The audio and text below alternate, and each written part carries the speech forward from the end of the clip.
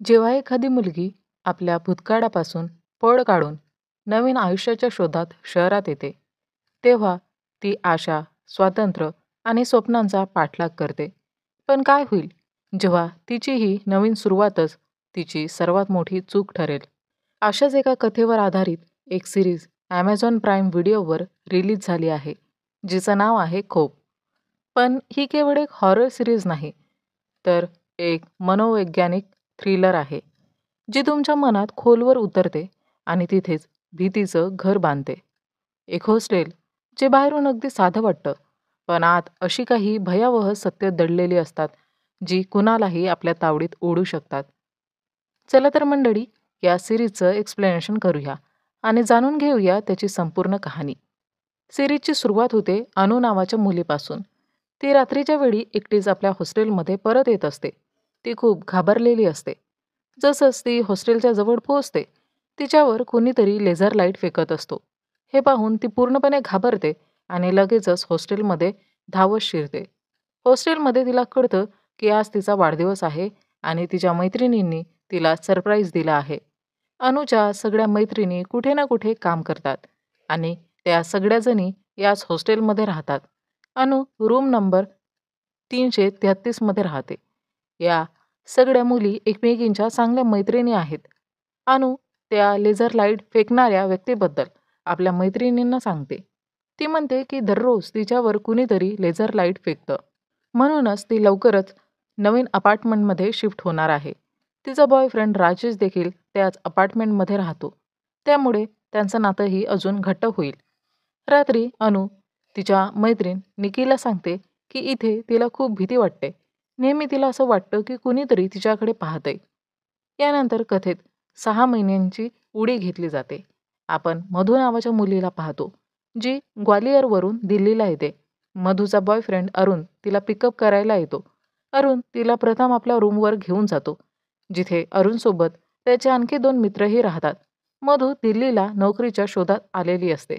मधू आपल्या आई-वडिलांच्या इच्छेविरुद्ध इथे आली आहे. खरं तर मधूला ग्वालियरमध्ये राहायचंच नव्हतं.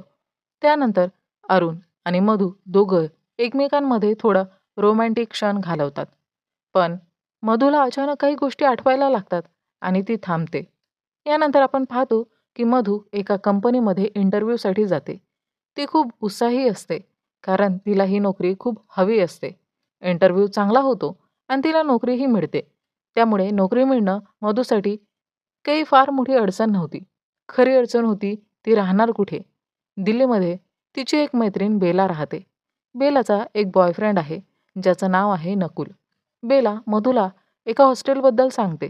त्यावेळेस नकुल तिथून जात असतो आणि मधूला वाटतं की तिने नकुलला आधी कुठेतरी पाहिलं आहे. यानंतर अरुण आणि मधू त्या हॉस्टेलकडे जातात आणि हेच ते हॉस्टेल असतं, ज्याची कथा आपण 6 महिने आधी फ्लॅशबॅकमध्ये पाहिलेली असते. मात्र अरुणला अजिबात इच्छा नसते की मधू तिथे राहावी. पण मधू ठरवते की ती तिथेच राहणार. त्या हॉस्टेलमध्ये त्यांचं स्वागत करते तिथली वॉर्डन ग्रेसी. ती सांगते की तू अशीच इथे शिफ्ट होऊ शकत नाही. तुला तुझ्या पालकांची परवानगी घ्यावी लागेल. पण मधूला हॉस्टेल बघायचं असतं. एक खोली रिकामी असते, 333 नंबरची खोली. आणि हीच ती खोली असते जिथे पूर्वी अनु राहत होती. मधूला ही खोली खूप आवडते आणि तिला हॉस्टेल देखील पसंत पडतं. म्हणून ती ठरवते की ती इथेच राहील. मग प्रश्न उरतो, पालकांची परवानगी कशी मिळवायची? तर मधू हे सगळं अरुणवर सोपवते. अरुणचं अजूनही मन नव्हतं, कारण हे हॉस्टेल शहराच्या अगदी बाहेर एकट्या जागी होतं. पण तरीही तो तयार होतो. अरुण एका ओळखीच्या डॉक्टरकडे जातो. डॉक्टर रागिनी, जी त्याला बनावट डॉक्युमेंट्स मिळवून देण्यासाठी मदत करते आणि मधूला त्या हॉस्टेलमध्ये प्रवेश मिळतो. डॉक्टर रागिनी एक चांगली सायकियाट्रिस्ट आहे. तिला देखील एक रिसेप्शनिस्ट म्हणून काम करणारी मुलगी हवी असते. पण मधू सध्या दुसऱ्या नोकरीत रुजू होत असल्यामुळे ती नकार देते. यानंतर आपण इलो मिश्राला पाहतो. ती दिल्लीला पोलिसात कॉन्स्टेबल आहे. इलो मिश्रा आणि हॉस्टेलची वॉर्डन ग्रेसी चांगल्या मैत्रिणी असतात. त्या दोघी गप्पा मारत असताना इलो मिश्रा सांगते की तिचा मुलगा जीवा अनेक दिवसांपासून गायब आहे. तिला वाटतं की तो हरवला आहे किंवा कदाचित कुठे फिरायला गेला असेल, पण अजूनपर्यंत त्याचा काहीच पत्ता लागत नाही. पुढच्या दिवशी गेसी ट्रिपल 3 नंबरची खोली मधूला देऊन टाकते. पण अनुच्या मैत्रिणी तिथे ग्रेसीला सांगतात की तुम्ही ही खोली मधूला देऊ शकत नाही, कारण ही आमच्या मैत्रीण अनुची खोली आहे. जरी ती आता इथे राहत नसली तरीही ती खोली तिचीच आहे. ग्रेसी खूप स्ट्रिक्ट असते. ग्रेसी त्या मुलींना ओरडून सांगते की त्यांनी आपलं काम करावं, नाहीतर ती त्यांना हॉस्टेलमधून बाहेर काढूही शकते. यानंतर मधू आपलं सगळं सामान घेऊन अरुणसोबत हॉस्टेलमध्ये येते. पण अरुणला आत येऊ दिलं जात नाही, कारण हे एक गर्ल्स हॉस्टेल असतं. त्यामुळे मधू एकटीच आत जाते आणि आता ती तिथेच राहायला लागते. पुढे आपण इलू मिश्राला पाहतो. ती बबन नावाच्या एका मुलाला पकडते. बबन हा मिश्राचा मुलगा जीवा याचा मित्र असतो. इलू त्याच्याकडून जीवाबद्दल विचारते. बबन सांगतो की तो बऱ्याच महिन्यांपासून जीवाला भेटलेला नाही आणि जीवा एका तांत्रिकाकडे काम करत असे. त्यांच्यात फारशी भेटगाठ होत नसत. यानंतर कथेत एका नव्या पात्राची एंट्री होते, तांत्रिक. तो भल्ला नावाच्या एका व्यक्तीवर उपचार करत असतो. हा तांत्रिक खूप शक्तिशाली असतो. तो भल्लाला एक औषध पिण्यास सांगतो, कारण भल्ला आजारी असतो. हे औषध विष म्हणून ओळखलं जातं आणि ते बिच्छूपासून तयार झालेलं असतं. रात्री इलू मिश्रा तांत्रिकाला भेटते. मिश्रा त्याला विचारते की जीवा त्याच्यासाठी काम करत होता का, आणि आता तो बऱ्याच महिन्यांपासून गायब आहे. तो कुठे गेला याचा काहीच थांगपत्ता लागत नाही. तांत्रिक सांगतो की जीवा खरोखरच त्याच्यासाठी काम करत होता, पण बऱ्याच दिवसांपासून त्यांचा काही संपर्क नाही. कदाचित तो कुठेतरी निघून गेला असावा. तो आता त्याच्यासाठी काम करत नाही. मात्र इलू मिश्राला तांत्रिकावर पूर्णपणे शंका असते. दरम्यान मधू आता त्या हॉस्टेलमध्ये राहायला लागलेली असते आणि तिथे 4 मुली आजूबाजूलाच राहत असतात. मधू विचार करते की आता आपण शेजारी झालो आहोत, तर मैत्री करण्यात काय हरकत आहे.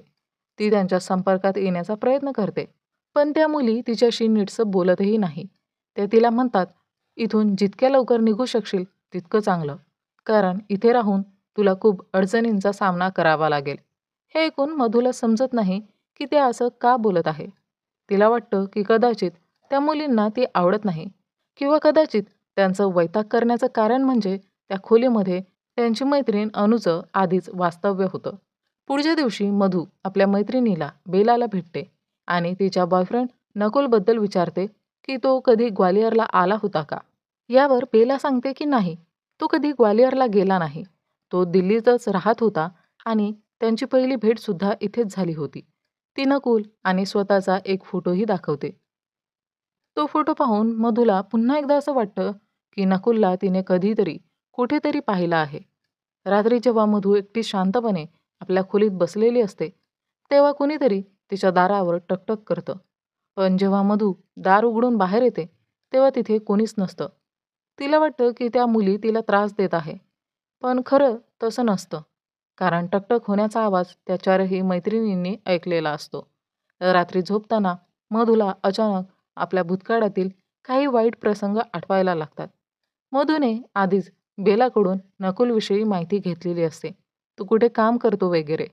मग ती त्याच्या ऑफिसमध्ये पोहोचते आणि विचारते की नकुलचा ग्वालियरशी काही संबंध आहे का. ऑफिसमधले लोक नकुलला बोलवायला लागतात. जसं नकुल येतो तसं मधू त्याला पाहून तिकडून निघून जाते. थेट पळूनच जाते. नकुल मात्र तिला पाहून विचार करत राहतो की ही मुलगी कोण होती, जी त्याला पाहून पळून गेली. नंतर मधू डॉक्टर रागिनीकडे जाते आणि तिला सांगते की तिला रात्री झोपताना खूप त्रास होतो.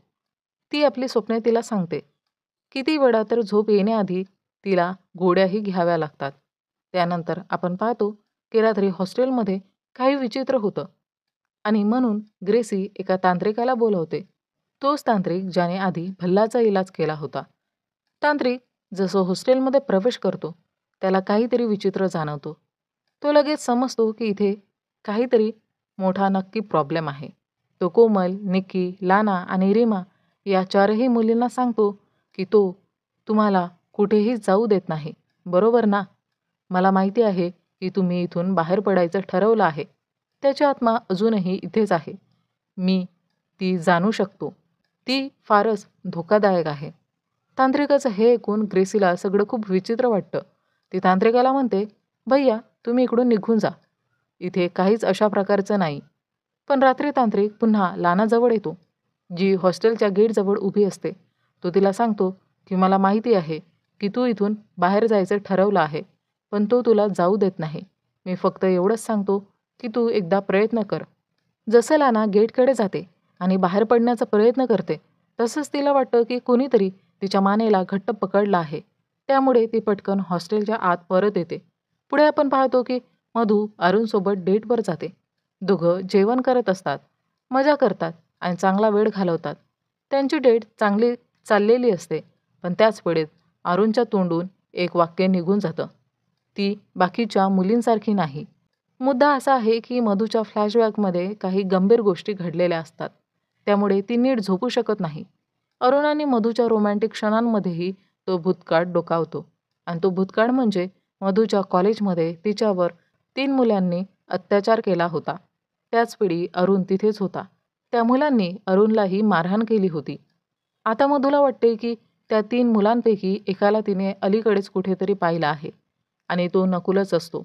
म्हणूनच मधूला नकुलविषयी सखोल माहिती मिळवायची असते. ती तिच्या घरापर्यंत पोहोचते, पण यावेळी नकुल तिला पाहतो. ती घराबाहेर उभी आहे. यानंतर आपण जीवा नावाच्या व्यक्तीला पाहतो, जो एका मुलीला तांत्रिकाच्या घरी घेऊन येतो. तो त्या मुलीला सांगतो की तो थोड्या वेळात येईल आणि तिला तांत्रिकाकडे सोपून निघून जातो. तांत्रिक त्या मुलीला आपल्या वशात करतो. तो तांत्रिक एक गंभीर आजारी माणूस आहे आणि स्वतःला वाचवण्यासाठी या मुलींची बली देतो. मधू नकुलच्या घराबाहेर उभी असताना नकुल तिला आत बोलावतो आणि विचारतो की ती त्याच्याविषयी माहिती का गोळा करत होती. त्यावर मधू सांगते की तिच्यासोबत काही फार वाईट घडलं होतं आणि तिला वाटतं की कदाचित तो नकुलच होता. पण मग तिला जाणवतं की तिला गैरसमज झाला आहे. कारण जेव्हा ती नकुलच्या वडिलांना पाहते, ते खूप आजारी असतात आणि चालूही शकत नाही. आणि नकुल ज्या काळजीने त्यांची सेवा करत असतो, हे पाहून मधूला कळून चुकतं की नकुल एक चांगला मुलगा आहे. तो अशा प्रकारचं काही करू शकत नाही. यानंतर आपण पाहतो की तांत्रिक एका मुलीला आपल्या चेंबरमध्ये घेऊन जातो आणि तिची हत्या करतो. तिची बली देऊन तो रिच्युअल करत असतो, ज्यामुळे त्याचा आजारपण संपेल आणि त्याला सर्व शक्ती प्राप्त होतील. पण अजून तरी त्याला यश आलेलं नसतं. त्याने अनेक मुलींची बली दिलेली असते.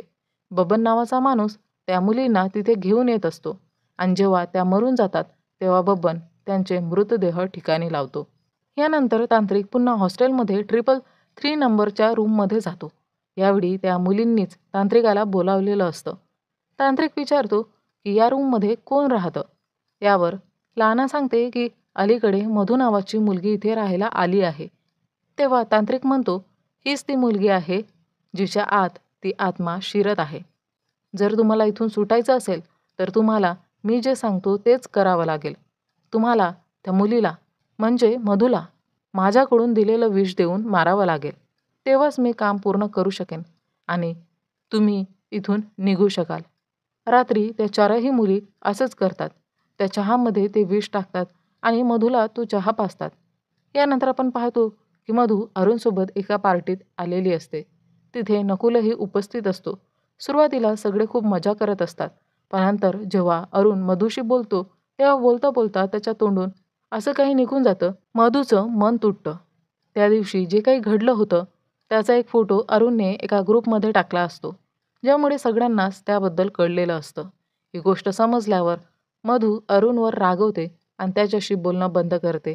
यानंतर कथेत पुन्हा 6 महिन्यांपूर्वीचा सीन दाखवला जातो, जिथे जीवा तांत्रिकासाठी काम करत असतो. तोच जीवा मुलीचं अपहरण करून तांत्रिकाकडे पोहोचवायचा आणि जेव्हा तांत्रिक त्यांची हत्या करायचा, तेव्हा त्यांचे मृतदेह जीवा ठिकाणी लावायचा. जीवा तांत्रिकाकडून वशीकरणशास्त्र शिकण्याचंही इच्छा बाळगतो. आपण पाहतो की जीवा आणि त्याच्या आईमध्ये संबंध चांगले नाहीत. त्यांचं नेहमी भांडण होत असायचं.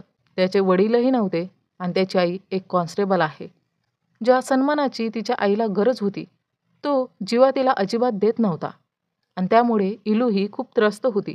दुसरीकडे आपण पाहतो की अरुण मधूशी बोलण्याचा प्रयत्न करतो, पण मधू त्याला स्पष्टपणे सांगते, माझ्या मागे येण्याची गरज नाही आणि आजपासून तुझा माझा काही संबंधही नाही. यानंतर आपण नकुलला पाहतो, जो मधूला भेटतो. तो तिच्याशी मैत्री करू इच्छित असतो, म्हणूनच तिच्यासोबत थोडा वेळ घालवतो आणि त्या रात्रीच्या पार्टीसाठी तिला आमंत्रण देतो.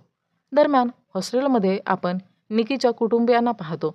तिची आई आणि बहीण आलेले असतात आणि ते तिला घरी घेऊन जायला इच्छित असतात. पण निकी सांगते की ती इकडून जाऊ शकत नाही. तरीही ती नाईलाजाने त्यांच्याबरोबर निघते. पण जसंच ते हॉस्टेलच्या बाहेर कारने निघतात, तसंच अचानक निकीला त्रास व्हायला लागतो आणि तिच्या नाकातून रक्त यायला लागतं. हे पाहून त्यांना समजतं की निकी मोठ्या संकटात आहे. पुढे आपण मधूला पाहतो. नकुलने तिला पार्टीसाठी आमंत्रण दिल्यामुळे ती त्या पार्टीला जाते. नकुल तिच्याशी खूप चांगल्या पद्धतीने बोलतो आणि त्यांच्यात जवळीक वाढायला लागते. बेला देखील तिथेच उपस्थित असते. पण तरीही नकुल आणि मधू एकमेकांना किस करतात. दुसरीकडे आपण पाहतो की भल्लाची तब्येत अजूनही सुधारत नाही. तो तांत्रिकाला सांगतो की तुझी औषधं काही कामाची नाहीत. मला अजिबात विश्वास वाटत नाही की माझी तब्येत सुधारेल. तेव्हा तांत्रिक त्याला आपल्या चेंबरमध्ये घेऊन जातो आणि त्याला निर्दयपणे ठार मारतो. पुढच्या दिवशी तांत्रिक पुन्हा गेटकडे जातो, जिथे लाना उभी असते. गेटवरूनच तांत्रिक तिला विचारतो, तू माझं दिलेलं विष त्या मुलीला पाजत आहेस का? यावर लाना होकार देते. पण हे किती काळ चालणार आहे हे तिला ठाऊक नसतं. तांत्रिक बोलतो, असंच करत राहा. ज्या दिवशी माझं काम पूर्ण होईल त्या दिवशी तू इथून निघू शकशील. दुसरीकडे डॉक्टर रागिनीला मधू त्या 4ही मुलींबद्दल सांगते. त्या कुठेही बाहेर जात नाही. सतत हॉस्टेलमध्येच राहतात. त्या बाहेर निघतच नाही आणि त्यांची मानसिक अवस्था कशी आहे हे समजत नाही. आता आपण पाहतो की हळूहळू मधूच्या आत एक आत्मा प्रवेश करत आहे आणि रात्री ती एका चिटकिनीमध्ये बदलते. पुढे पुन्हा 6 महिन्यांपूर्वीचा एक सीन दाखवला जातो, जिथे आपण रीमाबद्दल जाणून घेतो. तिचं एक मूल आहे. पण जेव्हा ती गेटच्या बाहेर जायचा प्रयत्न करते, तेव्हा तिला अचानक पोटात वेदना होतात, कारण रीमा गरोदर असते. जेव्हा डॉक्टर रागिनीने मधूचे सर्व बोलणे ऐकले, तेव्हा ती हॉस्टेलमध्ये येते आणि ठरवते की या 4ही मुलींना हॉस्टेलमधून बाहेर काढायचं. त्यासाठी ती प्रथम कोमलला हॉस्टेलमधून बाहेर पाठवते. पण जसंच कोमल थोडी पुढे जाते, तसंच अचानक तिच्या चेहऱ्यावर कुणीतरी पंजा मारतो. जणू काही एखाद्या प्राण्याने तिच्यावर हल्ला केला होता असं दिसत होतं. हे पाहून सगळे लोक खूप घाबरून जातात आणि कोमलला लगेचच घरात घेऊन जातात. दुसरीकडे अरुण पुन्हा एकदा मधूशी भेटतो. तो तिला माफी मागतो आणि सांगतो तो त्या तिघा मुलांबद्दल माहिती मिळवण्याचा प्रयत्न करत होता, म्हणून त्याला मधूचा एक फोटो ग्रुपमध्ये शेअर करावा लागला. यावर मधू त्याला माफ करते आणि दोघे पुन्हा आधीसारखे नॉर्मल होतात. जेव्हा मधू बाहेर पडते तेव्हा रस्त्यात तिला नकुल कारने भेटतो. तो तिला हॉस्टेलपर्यंत सोडण्याची ऑफर देतो. मधू कारमध्ये बसते आणि नकुलशी बोलते. त्या तिघा मुलांविरुद्ध तक्रार करणार आहे. तेव्हाच मधूला कळतं की त्या तिघांपैकी एक मुलगा नकुलच आहे. तिचा संशय अगदी बरोबर निघतो.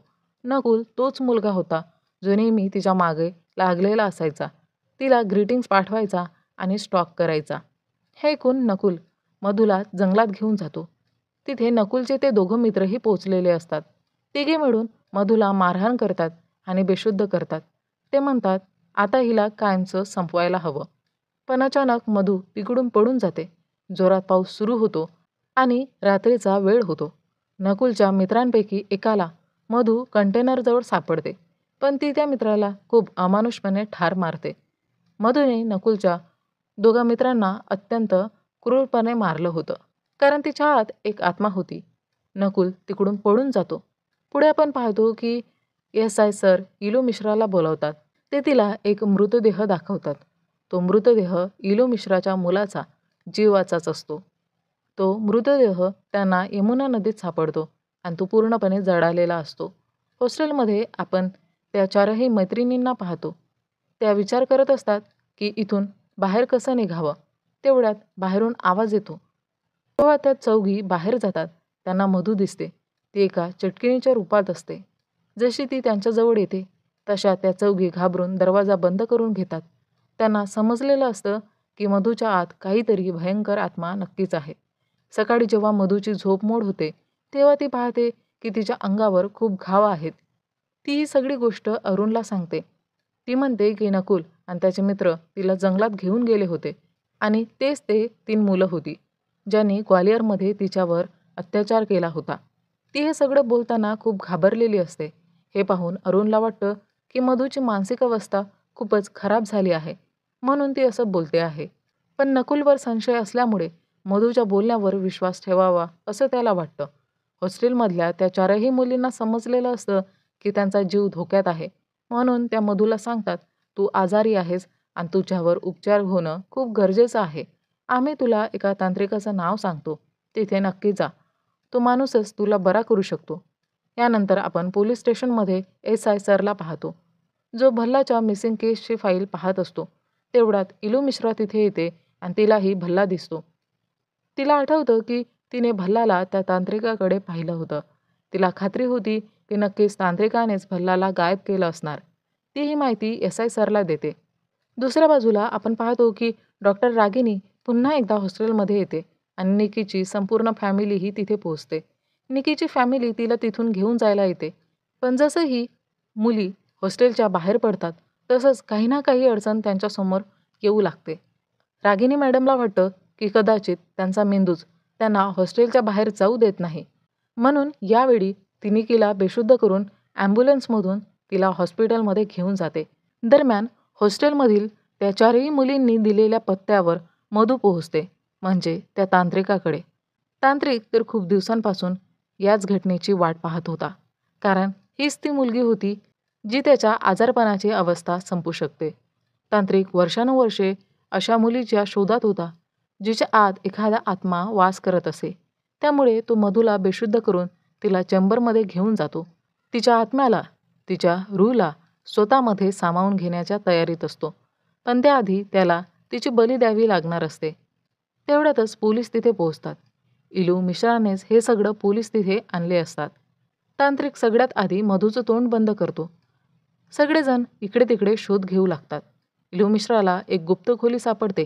जेव्हा ती बाहेर येते तेव्हा तिला समजतं की तांत्रिक मधूची बली देणार होता. ती लगेच मधूला बाहेर आणते आणि नंतर पोलिसांना बोलवण्याचा विचार करते. पण तेव्हाच तांत्रिक तिला बोलतो की जीवा अजूनही जिवंत आहे. त्याचा आत्मा अजूनही जिवंत आहे आणि तिला जीवाशी भेट घडवून देऊ शकतो. हे ऐकून इलूही त्याच्यावर विश्वास ठेवते आणि तांत्रिक तिकडून शांतपणे निघून जातो. दुसरीकडे आपण पाहतो की निकीचं CT स्कॅन चालू असतं. तेवढ्यात तिला शुद्ध येते आणि लगेचच तिचा फार वेदनादायक मृत्यू होतो. हे पाहून हॉस्पिटलमधले सगळे लोक खूप घाबरून जातात. ही बातमी जेव्हा हॉस्टेलच्या त्या उर्वरित 3 मुलींना कळते, तेव्हा त्या पूर्णपणे हादरून जातात. त्यांना वाटतं की आता आयुष्यभर त्यांना इथेच राहावं लागणार आहे. मधूला हॉस्पिटलमध्ये नेलं जातं. तिथे अरुण आधीच उपस्थित असतो. थोड्याच वेळात नकुलही तिथे पोहोचतो. नकुल अरुणला विचारतो, मधू आता ठीक आहे का? त्यावर अरुण उत्तर देतो, आता मला सगळं समजलंय की तूच तो मुलगा आहेस ज्याने त्या दिवशी मधूसोबत दुष्कर्म केलं होतं. त्यांच्यामध्ये जोरदार भांडण होतं. नकुल अरुणला सांगतो, माझे दोन्ही मित्र तुझ्या गर्लफ्रेंडने मारले आहेत. जर ही गोष्ट बाहेर आली तर तिचं तुरुंगात जाणं निश्चित आहे. त्यामुळे अरुण काहीच उत्तर देत नाही. दुसऱ्या बाजूला आपण इलू मिश्राला पाहतो, जी आपल्या मुलाच्या जीवाच्या मोबाईलची शेवटची लोकेशन तपासते. तिला कळतं की जीवाची शेवटची लोकेशन हॉस्टेलचीच आहे. तेव्हा ती समजते की हॉस्टेलमध्येच जीवाच्या बाबतीत काहीतरी वाईट घडलं असणार. यानंतर आपल्याला 6 महिन्यांपूर्वीचा सीन दाखवला जातो, जिथे आपल्याला कळतं की जीवा हॉस्टेलमध्ये पेंटिंगचं काम करण्यासाठी आलेला होता. तेव्हाच अनुने पाहिलं होतं की हा तोच मुलगा आहे जो पूर्वी तिच्यावर लेझर लाईट मारायचा. हे पाहून ती खूप हादरते. त्यानंतर त्या सगळ्या मुली जीवाला ओरडायला लागतात आणि त्याला मारहाण करतात. यानंतर आपण रीमाला पाहतो, जी हॉस्टेलमधून बाहेर पडून आपल्या नवऱ्याला भेटायला जाते. तिची एक मुलगीही होती आणि ती गरोदरसुद्धा होती. ती आपल्या पती आणि मुलीला जास्त वेळ देऊ शकत नव्हती, म्हणून परत हॉस्टेलमध्ये येत असे.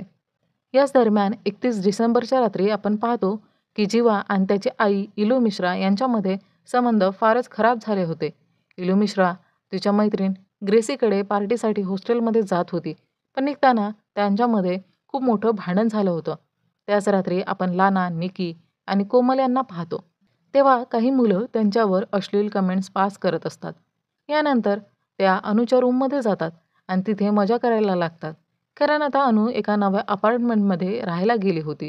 तेवढ्यात ते मुलं तिथे येतात आणि म्हणतात की त्यांना पण पार्टी करायची, कारण आता ते अपार्टमेंट त्यांच्याच अधिपत्याखाली आहे. पण ते मुलं वाईट वागू लागतात. तेवढ्यात एक अंकल येतात. ते मुलं अंकलला सांगतात की या मुलींमध्ये कोमल नावाची मुलगी प्रॉस्टिट्यूट आहे. हे ऐकून अंकल सगळ्या मुलींना रूमच्या बाहेर काढून टाकतात. त्या बाहेर पडताना अनु पाहते की तिचा बॉयफ्रेंड राजेश तिथेच आहे.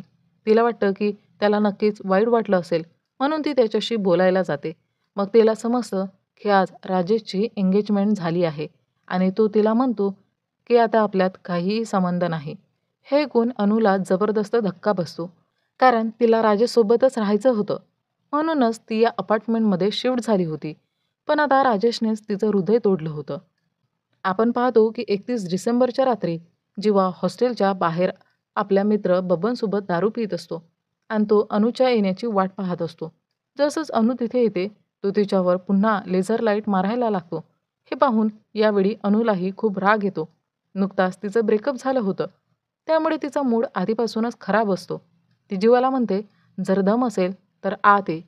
इथे ना गार्ड आहे ना गेट बंद आहे. यानंतर अनु छतावर जाते, जिथे तिच्या मैत्रिणींनी आधीच आग पेटवली असते. जीवा तिथं पोहोचतो आणि मुलींशी गैरवर्तन करायला लागतो. मग जीवा आणि त्या 5 मुलींमध्ये भांडण होतं. सुरुवातीला जीवा त्यांच्यावर भारी पडतो आणि त्यांना मारायला लागतो. पण नंतर त्या मुलींनी मिळून जीवाला जबर मारहाण केली. अधमऱ्या अवस्थेत सुद्धा जीवा त्यांना शिवा देत असतो. तेव्हा रीमा त्याच्यावर पेट्रोल टाकते आणि त्याला पेटवून टाकते. त्याच जागी त्याचा मृत्यू होतो. जेव्हा आपण पाहतो की हॉस्टेलच्या गेटवर ग्रेसी आणि इलू मिश्रा पोहोचतात, हे पाहून सगळ्या मुली घाबरून जातात की आता काय होणार. मग त्या मुली 333 या रूममधल्या एका बॉक्समध्ये जीवाचं शरीर लपवतात. इलू मिश्रा आणि ग्रेसी तेव्हा तिथं पोहोचतात. त्यांनी खूप दारू प्यायली असते. त्यांना काही आवाज येत असतो, म्हणून त्या तपासायला येतात. पण अनु पूर्णपणे घाबरलेली असते. यानंतर त्या मुलींनी जीवाचं मृत शरीर यमुना नदीत फेकून दिलं. अनुला आता हॉस्टेलमध्ये अजिबात राहायचं नव्हतं, कारण तिला सगळीकडे फक्त जीवाच दिसत होता. अनु लानाला सांगते, मला इथून जाऊ दे, मी इथे अजिबात राहू शकत नाही. लानाही तिला म्हणते, हो, तुला जायलाच हवं. ग्रेसी अनुला सोडायला निघते, पण वाटेत कारची डिक्की अचानक उघडते आणि त्यातून सामान खाली पडतं. ग्रेसी ते उचलायला जाते. तेवढ्यात अनु रस्त्याच्या मधोमध उभी राहते. तिच्यासमोर एक आत्म्यासारखी आकृती येते आणि अनु थेट ट्रकसमोर जाते. त्यामुळे तिचा अपघात होतो आणि तिचा मृत्यू होतो.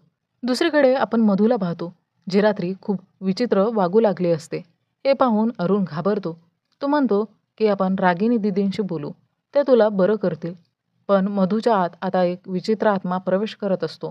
ती अरुणला घाबरवते आणि शेवटी त्याला गंभीर जखमी करते आणि तिकडून निघून जाते. निक्कीच्या मृत्यूनंतर आता हॉस्टेल बंद होणार असतं. हॉस्टेलमधल्या सगळ्या मुलींना बाहेर पाठवण्यात येतं. तेवढ्यात रीमाला लिव्हरमध्ये प्रचंड वेदना होऊ लागतात, कारण ती आता बाळंत होणार असते. म्हणून सगळ्या मुली तिला आतल्या खोलीत घेऊन जातात. त्यानंतर आपण मधूला पाहतो, जे सगळ्या मुलींना बेरहमीने मारायला लागते. पण तिला एका पलंगावर बांधून ठेवण्यात येतं. मधू त्या पलंगावरून सुटण्यासाठी खूप प्रयत्न करत असते, पण आता जीवाची आत्मा तिच्यात पूर्णपणे सामावलेली असते. जीवा तिच्या आत असलेली आत्मा तिला आपल्यासोबत घेऊन जायला इच्छित असतो. दरम्यान इलू मिश्रा ग्रेशीच्या जवळ पोहोचलेली असते. ती तिला म्हणते, तुझ्यामुळेच हे सगळं घडलं. तुला माहिती होतं की जीवा इथे येत होता, पण तू मला कधीही सांगितलं नाही. जर तू मला सांगितलं असतंस की जीवा इथे येत होता, तर समस्या निर्माण झालीच नसती. माझा जीवा आज जिवंत असता. यानंतर इलू मिश्रा मधूच्या खोलीत जात असते, जिथे भूत आहे. ते भूत जीवाचं होतं. इलू मिश्रा त्या भूताशी संवाद साधू इच्छित असते. ती जाणून घ्यायला इच्छित असते की त्या भूतासोबत नेमकं काय घडलं. पण मधूमध्ये आता असं काहीही उरलेलं नसतं, कारण तिचं शरीर पूर्णपणे एक राक्षस बनलेलं असतं. ती पूर्णपणे जीवा बनलेली असते. तिच्या शक्तींमुळे हे हॉस्टेल एक खंडर झालं होतं. अचानक संपूर्ण हॉस्टेल खंडर झाल्यावर तिची आत्मा बाहेर आली होती. आता मधू पूर्णपणे सामान्य झाली होती, पण मुली अजूनही तिच्या भूताला घाबरलेली होती. मधू त्यांना सांगते की आता ती पूर्णपणे ठीक आहे. त्यानंतर आपण तांत्रिकाला येताना पाहतो. तांत्रिक अनेक लोकांना मारत असतो. प्रत्यक्षात तांत्रिकाच्या आत जीवाची आत्मा समावलेली असते. तांत्रिक आधीपासूनच मधूला पॉयझन देत होता, कारण त्याला जीवाची आत्मा घेऊन त्याचं नियंत्रण हवं होतं. हे झाल्यावर तो मुलींना मारायला लागतो, पण त्याचवेळी मधू येते आणि तांत्रिकाचं डोकं धडापासून वेगळं करून त्याला ठार मारते. दुसऱ्या दिवशी सगळं सामान्य होऊन जातं. डॉक्टर रागिनी समजून जातात की ही समस्या मानसिक नव्हती, तर काहीतरी वेगळीच समस्या होती. आता आपण अरुणला हॉस्पिटलमध्ये दाखल होताना बघतो, कारण त्याची अवस्था मधूमुळे खूपच खराब झाली होती. त्यानंतर आपण नकुलला पाहतो, ज्याचं आज बेलासोबत लग्न होणार होतं. तेव्हाच पोलीस त्याला ताब्यात घेतात आणि विचारतात, तुझ्या मित्रांना कोणी मारलं? कारण तू पण तिथे होता. नकुल काहीही सांगायला इच्छित नव्हता आणि तो आपल्या खोलीत जातो आणि कोणाशी बोलण्यासाठी इच्छित नसतो. अचानक त्याच्यासमोर मधूचं शरीर दिसतं. हे पाहून नकुल पूर्णपणे घाबरतो आणि तो स्वतःला ट्रक खाली टाकून आत्महत्या करतो. सिरीजच्या शेवटी सांगितलं जातं की जीवाची आत्मा अजूनही मधूच्या आत आहे आणि यावरच ही वेब सिरीज इथेच संपते. तर मंडळी, आशा आहे तुम्हाला हा व्हिडिओ आवडला असेल. व्हिडिओ आवडला असेल तर कृपया व्हिडिओला लाईक करा आणि चॅनलला सबस्क्राईब करा, ज्यामुळे तुम्हाला असेच नवीन आणि भन्नाट कंटेंट मिळत राहतील. लवकरच दुसऱ्या एका रोमांचक व्हिडिओसोबत भेटू. तोपर्यंत चित्रपट व्याख्याती या चॅनलसोबत जोडले राहा. धन्यवाद.